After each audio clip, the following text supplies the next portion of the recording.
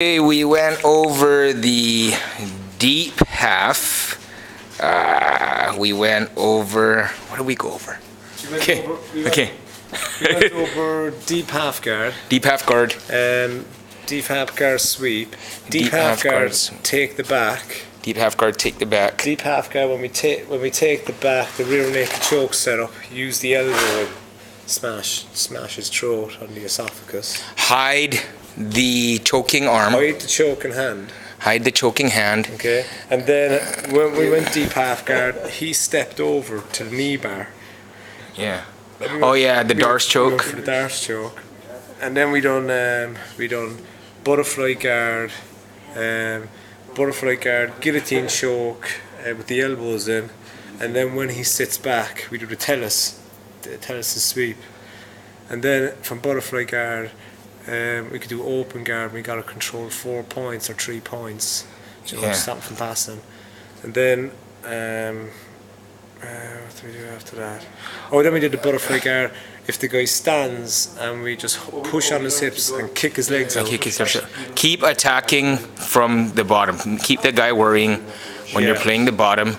Also, we went over the controlling. He can't control he can't control our ankles. He can't control our wrists, and we peel those grips off, just like it's a gi.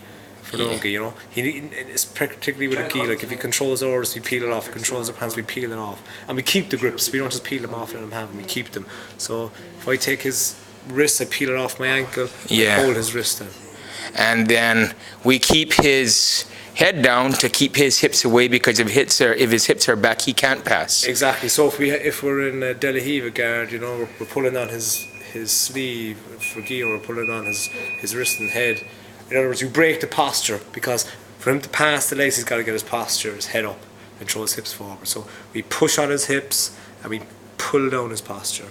And then when we're pull on his hips, push on his hips and play with his posture. Yeah. And then also the sweeps. Then we sat up, put our shin across his shin, pushed on his hip, hold the posting hand, lie back, and kick up. And then if he puts his hand out, you could either push that hand, kick up over our shoulder to sweep him, or we could kick his leg out and take his back. Take his back. And if we're half and we're coming around, if we are turtled out and the guy comes and gets our back, if we roll forward on the shoulder, we roll through and take his back. We can roll and take his back. If we're playing top position, just keep your knee below his leg and just keep your arm tight to his hip. Yeah. And then hug his leg. Knees off the ground, on the toes. Yeah. And follow him around. Follow his hips. Oh, the cross face, man, yeah. Grab his arm. There, that's a key one. His armpit, elbow on the mat, and just like his head is a nut and your arm's like a nutcracker. And not on the jaw, on the jugular.